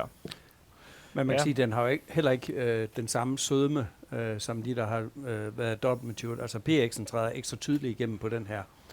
Den er mere tør. Ja, og det er rigtigt, og det er jo de 10 år på bourbon. Ja, det er lige præcis det. Noget. Ja. Men det synes jeg, det er... Altså, hvis det produkt, der kommer ud af det her, så er det jo, så kan man sige, så er det jo beundringsværdigt, alt det arbejde, du har lavet. Men man skal bare være glad for, at man får et produkt, der smager godt. Det gør jo ikke noget, hvordan du kommer dertil. Er det egentlig ikke det drejer sig om? Det er, Jo. om det smager Det er det godt. da. Det synes jeg jo også. Okay. Så er det jo sådan set lige meget, hvordan bare det smager godt. Det er jo Og det. smag, og det det gør gør det. det. Det Snart om handler inden, Thomas. Smag, det kan man jo ikke diskutere, for det er forskelligt fra person til person. Men jeg synes, at det er dejligt at sidde i dag her. Det er mange år siden, jeg kom herude første gang. Men nu sidder man her og drikker 12 år gammel whisky, som faktisk smager virkelig, virkelig godt. Altså, jeg synes, at vi er da kommet rigtig langt i Danmark i forhold til det der med at lave god whisky. Det er jo ikke mindst både din og Johns fortjeneste. Altså, det er jo jer, der render og arbejder med det hver eneste dag. Ikke? Så det er jo godt glas, I får ud af det her. Det er det. Der er sket meget, siden jeg var med dig herude første gang i 2012, Thomas. Ja, det er det da. Så Ja, det og var godt dengang. Men Det er jo det, der er fedt. Altså, ung whisky kan jo sagtens smage godt, og det er der også meget, at der gør. Men man kan jo bare ikke fornægte, at der sker bare noget hen over årene, Der bliver når det der får bliver lov at noget ligge. dybt, og der bliver noget... Når det får lov at ligge og trække vejret igennem sådan et egetræsfad der. ja, og du samler jo kilometervis af erfaringer op hver eneste gang, du render og flytter rundt på de her ting og finder ud af, hvad der passer godt sammen. Altså, Bestemt. Og så er der jo en ting, man altid oplever hernede, det er, at folk de gør sig umage. Og det gør vi. Ja, I går altid umage, og så det tager, lige nok som du selv sagde, det tager den tid, det tager. Lige præcis. Ikke? Ja. Og der er ikke noget, der skal skyndes igennem. Det tager den tid, det tager, og man gør sig umage med alle. John, han står med hans lille rystekasse. Det er der, det starter. Ja. Til når I går og nørder rundt over i destilleriet og brænder og det hele, og fadene. Så det er jo bare en fantastisk... Og det kan man kun anbefale at tage ned og snakke med jer hernede og få en rundvisning. Og vi vil jo meget gerne. Ja. Jeg vil meget gerne give en rundvisning. altså jeg elsker jo de der sådan helt vildt lidt småtossede ting, når du fortæller der. For jeg kan huske, jeg havde en svigerfar på et tidspunkt også, når han skulle koge et æg. Så satte han ægur til et bestemt antal minutter, og når så det ringede, så skulle han gå hen til toiletdøren og tilbage, og så var ægget færdigt. Så de der sådan lidt åndssvage ting, man sådan får sådan en vane, fordi så ved man det her, men det er jo, Ja, det er det er jo skide sjovt. Altså, det er sådan, man kan forholde sig til, som du fortæller der.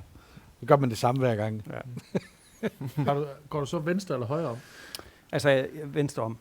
Men der er mange ting, altså man kan sige, udover det, så er der jo ark, hvor det er, at vi har måske 20 linjer i bryggeprocessen, og 40 linjer i forhold til destilleringen, hvor vi ligesom går ind og siger, her er nogle ting, vi konstant og hele tiden kontrollerer, at det er i orden i forhold til temperatur, i forhold til sukkerindhold, og i forhold til antal liter, og i forhold til sådan, at det er, at vi har styr på processerne i forhold til det. Men så kommer der jo nogle ting, som kommer med erfaringen. Altså når det er, at man for eksempel pumper fra mæskekart og så over i gæringstanken, så skal man gå med raske skridt, fordi så passer det lige præcis med, at når man så når til ende der, så kan man lige dreje på håndtaget på det helt rette tidspunkt.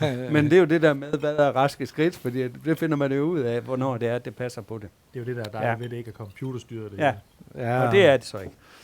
Ja, der er så også, når vi så laver det, når jeg specielt laver andeslæringen, så er det jo heller ikke, som du sagde, jo ikke computerstyret eller noget som helst fancy. Det ved dem, der har været på rundvisning også.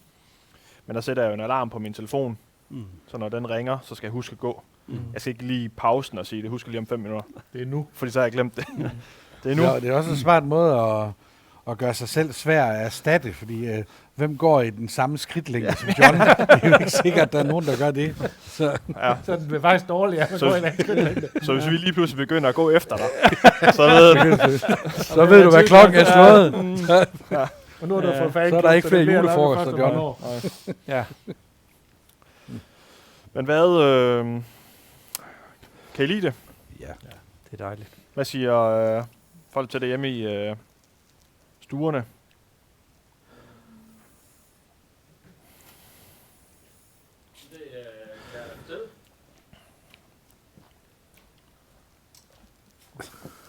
Jeg har noteret lidt kommentarer nede, også lidt spørgsmål her på falderebet. Jeg kan bare lige fortælle her til jer, at vi har fået, der er flere, der kommenterer, at det er første gang, de er med til sådan en smagning her. Men at de synes, det er super fedt, og de er helt klart med næste gang. Og det leder mig til næste gang, fordi det har vi jo allerede begyndt at kigge lidt på. Og det tyder på, at det bliver en torsdag næste gang. Den 23. april, men det melder vi noget ud om, når vi ved det med sikkerhed. Så er der en, der spørger til, om man her i panelet kunne finde på at give et bud på, hvordan man ville rangere de her 6 whiskyer. Fra top til bunden, eller fra top til højere top. Og det må I gerne prøve, hvis I har lyst. I behøver ikke at gøre det med salgskasketten på, hvis det er. Det må I selv om. Fordi det kunne da måske være meget sjovt, hvis at, I har måske nogle favoritter eller noget. Så er der lidt kommentarer på det her med lakrids og whisky. Det er lidt sjovt, og det må være på foranledning af dine lakridspiber, Karsten. Der er flere, der godt kunne tænke sig at få lakridspiber med i smagsæt næste gang. Ja. Så 500 smagsæt med lakridspiber, det må vi se, om vi kan skaffe. Og så er det jyske lakridspiver, vi har. Det er piver. Ja, det er ikke skiver, det er pipes. Og Annelise vil også gerne have en gammaøl med i næste smagsæt. Klart. Ja, hvorfor ikke? Den er i hvert fald god, Annelise. Der var et spørgsmål til, om I kan rangere de her whiskyer, og så er der også et spørgsmål til, om du ved, Morten, hvornår nummer 3 og nummer 4 eventuelt kommer på flaske. Der er sikkert flere spørgsmål, der kommer op igen, men yes. Ja. Rangere, og hvornår kommer Ja, Når de er klar. ja jeg skulle lige til at sige det. Når Morten siger, de er klar. Ja, når de er klar, så frigiver vi dem. Om de kommer i den rene form, som de er der, eller om de kommer som en del i en sæson, eller en del af en ny Sherry and Peat. Føler de rimelig langt fra en tappedato. Ja, PT. Men man kan sige, at de tegner rigtig godt. Det gør de, jeg synes, der er en god base ja, lige præcis. at arbejde videre på. Ja. Rangering, det er altid svært. Altså jeg vil sige, det er som Aarhus-dreng, så er det 6 AGF-whiskyer. Ja. Det er bare nummer 1 det hele. Jamen det er svært, fordi det er jo også, om man lige har præference for røg eller ikke røg. Jeg kan jo rigtig godt lide noget fadstyrke, jeg kan rigtig godt lide sherry, og jeg kan godt lide røg.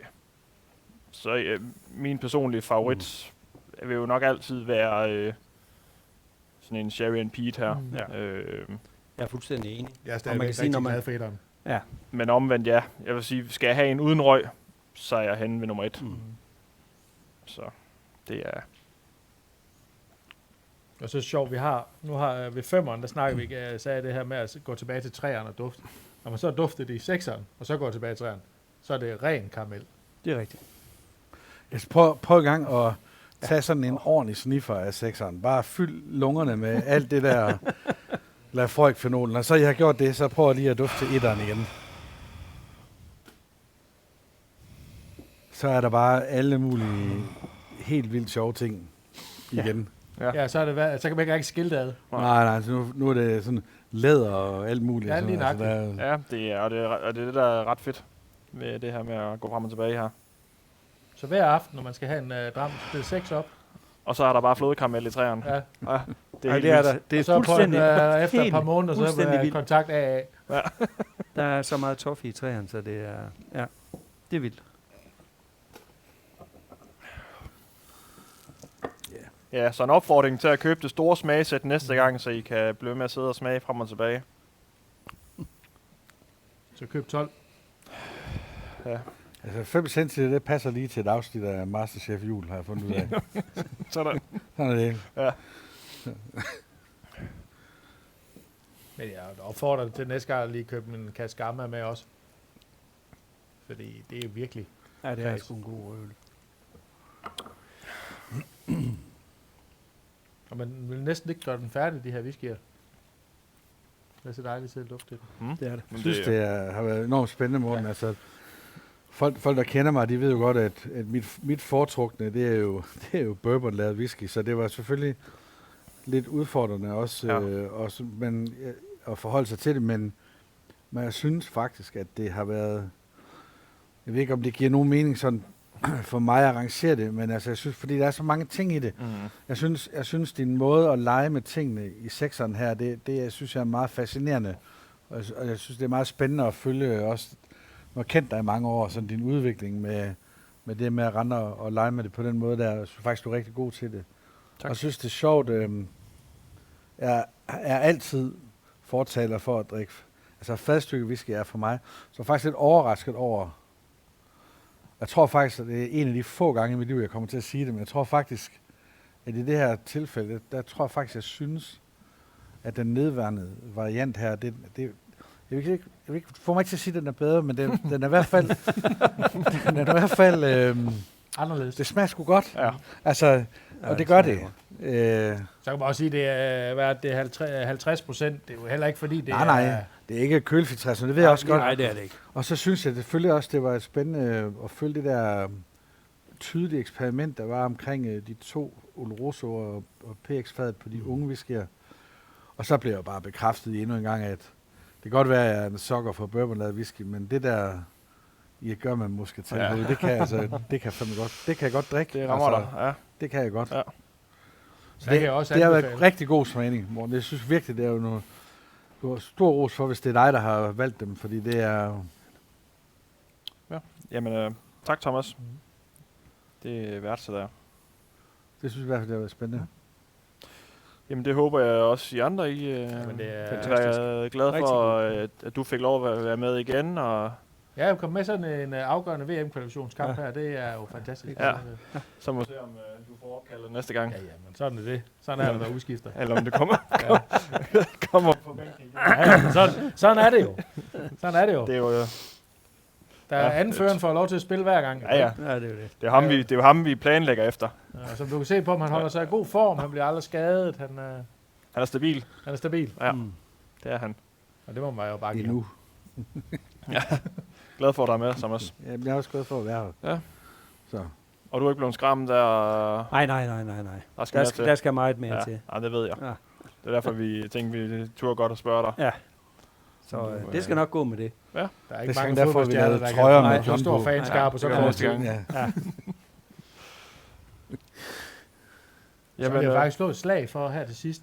Nu vil jeg drukket smagt sherryfad. Folk, de skal prøve at gå ud og smage en sherry. Ja. Og kommer man forbi en sherrybar, det er der jo flere steder, for eksempel i Aarhus. Gå ind, få en oplevelse. Kom med på sådan en sherry-smagning, hvor man får masser af tapas til. Det er faktisk en oplevelse, og det kan faktisk være en god baggrund, hvis man er glad for whisky. for at prøve at få nogle smage og nogle viden omkring. Ja, for jeg tror, man bliver overrasket over, hvordan den rigtige sherry smager. Lige nøjagtigt. Ja. Så det er at anbefale. Jamen, har du mere på hjertet, Thomas, eller er der nogen derhjemme, der har det?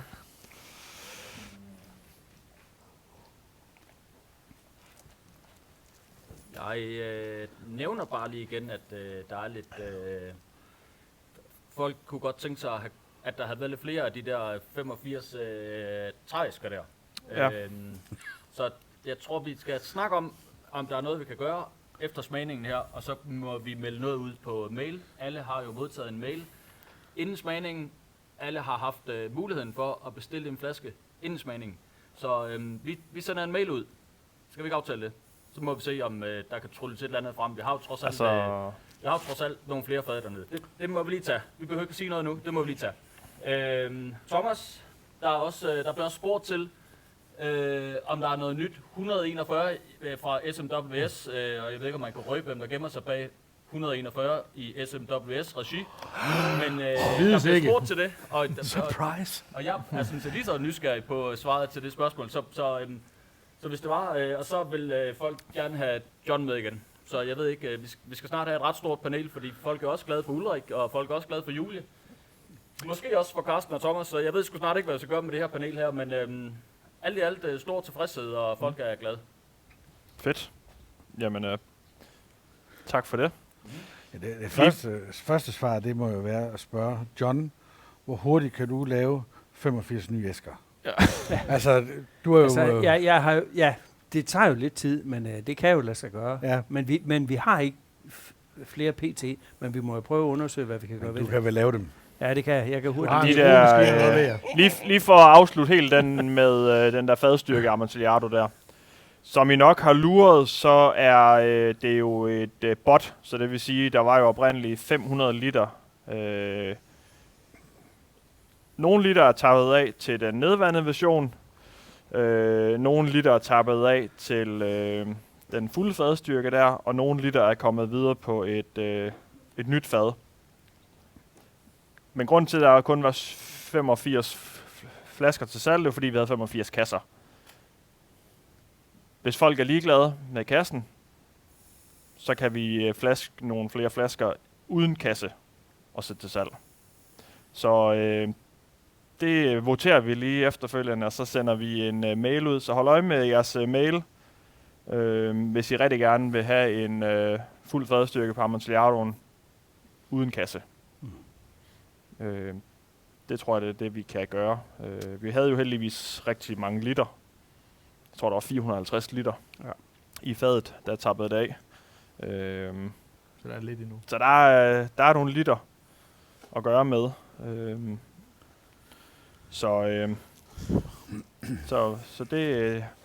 det tror jeg, det er det, vi gør. Og ja, 141. Jamen altså, jeg kan jo da godt nu. Faktisk, det snakkede jeg jo faktisk lige med dig om over aftensmaden, Morten, men til september, der har vi sådan et arrangement i København, hvor vi fejrer noget god whisky over nogle dage. Og der har vi faktisk planlagt, at vi skal smage de første 2 aftapninger fra 141. Men så forholder det sig faktisk sådan, at min egen organisation, vi ejer jo faktisk nogle af de fad, der ligger herude. Blandt andet 2 bourbonfad og en sherryfad. Sherrybot. Bot, ja. Ja. Ja. Og der har vi faktisk planer om, at den skal vi smage. Den der smagning, de vil være en 6-7 år gamle. Og så skal vi sende noget feedback tilbage til skotterne på, hvad folk synes om det. Og så kan det jo være, at noget af det måske kan blive til noget mere 141. Og jeg har selvfølgelig spurgt min gode ven Morten her, om han har lyst til at tage turen til København, hvis han har tid, fordi så kan han selv komme med over og fortælle en hel masse mere om det. Så det prøver vi sådan at gå og lokke ham lidt til, hvis han har tid. Ja. Og ellers vil jeg have John med, har jeg besluttet mig for nu, fordi Der er åbenbart stemmer i det. Så laver vi nogle Så- badges. Ja, det er jo det. John Badges. Ja. Jeg kommer gerne, Thomas. Det Yes. skal du vide. I know, de sendte dig jo Ja. også til Thy og sådan noget, da Ja, de ja. havde for travlt med alt muligt Ja, andet. ja, ja. Sådan er det jo. Jeg kommer mange Ja, steder. ja. Han er med. Det kunne også være fedt, John. Du er en hyggelig fyr, så bestemt. Nej, så ja. Så det er nok sådan det bedste bud på, hvornår der kan komme til at ske et eller andet sådan for alvor. Det er, hvis nu folk de siger, det her, det smager brændt brødme godt. Ja. Så, men det kan I være med til midt september en gang. Det er jo fantastisk, at vi har et dansk destilleri. Vi har faktisk flere, der ligger nede ved jer. Men der faktisk er så mange aftapninger. Ja. Til, ikke? Det er jo fantastisk. Ja, vi er kommet godt med herhjemme. Det taler jo lidt Det er om, hvad det Danmark. er, vi sidder og drikker Ja. af kvalitet. Bestemt. Jamen, har I nogle afsluttende kommentarer? Ikke andet, det er endnu en gang fantastisk at få lov. Det har været en fornøjelse. Altid rart at sidde ved siden af John. Ja. Første gang, vi Det gør var det her, hyggeligt. Det John. var Vi har gjort hyggeligt. det mange andre steder. Det var hyggeligt, men Ja. der var lidt for meget bue. Ja. Altså, det var der simpelthen. Nej, vi er faktisk for positive. Men ja, jeg synes også, det var hyggeligt at have med. I Tak. skal helt sikkert nok få budet igen en anden gang. Må se, hvornår det bliver. Det er lige meget, så er det. Men ja, men I kan notere 23. april bag øret, så melder vi retur lige snart vi har styr på den dato. Ellers så vil jeg bare sige tak for, I så med. Og ja, fedt, I vil være med igen. Og så ses vi til Færølock Hans Online Smagning nummer 12.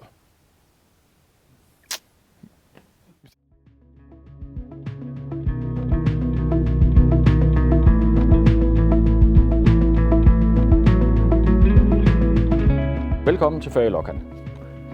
Færølokkan er et familieejet whiskydestilleri. Vi begyndte at producere whisky tilbage i 2009, da Færølokkans stifter, Jens Erik Jørgensen, besluttede sig for at gøre skotterne kunsten efter. Klimaet til whiskyproduktionen er mindst lige så godt herhjemme, så hvorfor ikke skabe vores egen whisky og identitet? Visionen var at producere verdens bedste whisky.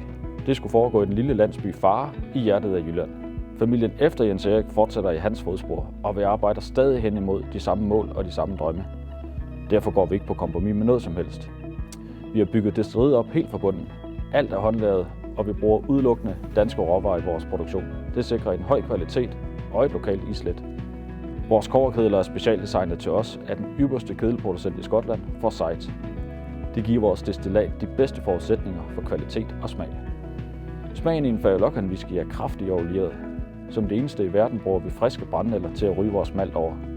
Det gør vores whisky helt unik.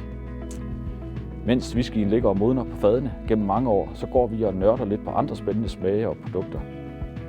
Vi laver blandt andet en masse naturlige snapse og søde likører, som en hel serie af spændende premium gin. Velkommen til Færølokkan.